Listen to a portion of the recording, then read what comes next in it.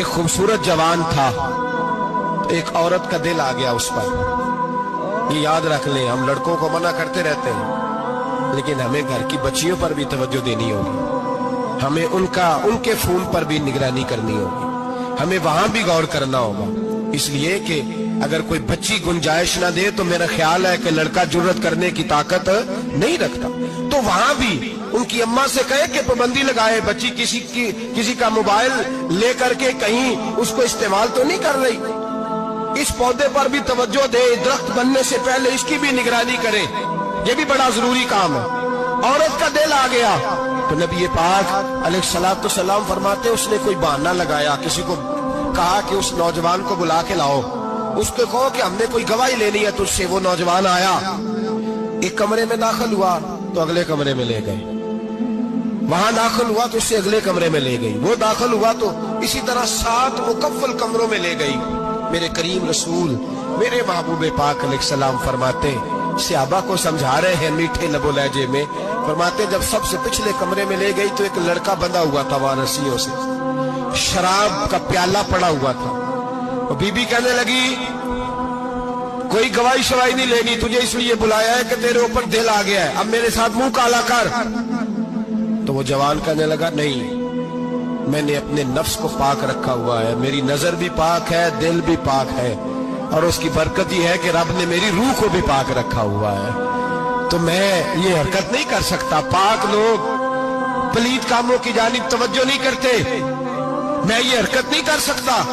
इकबाल ने अपने बेटे को दुआ दी थी, उसने कहा था हया बाकी नहीं है जमाने की आंख में, खुदा करे कि रहे तेरी जवानी बेदाग, खुदा करे कि रहे तेरी जवानी बेदाग।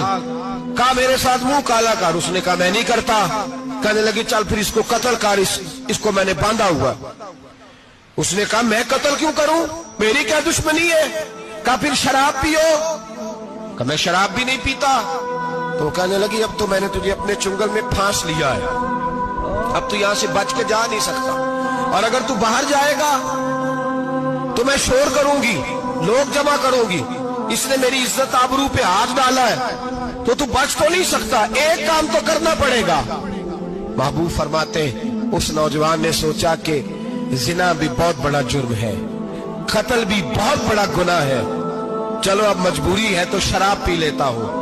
लेकिन वो समझा ना कि शराब तो बुनियाद है। उसने एक प्याला जो पिया, कहने लगा एक और दे दो, दूसरा पिया तो कहने लगा एक और दे दो।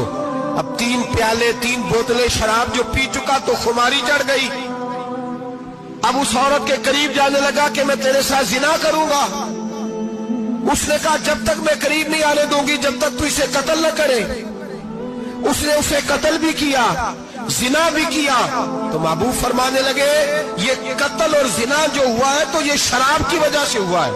गोया शराब वो जुर्म है जो कत्ल भी कराएगी, जो जिना भी कराएगी।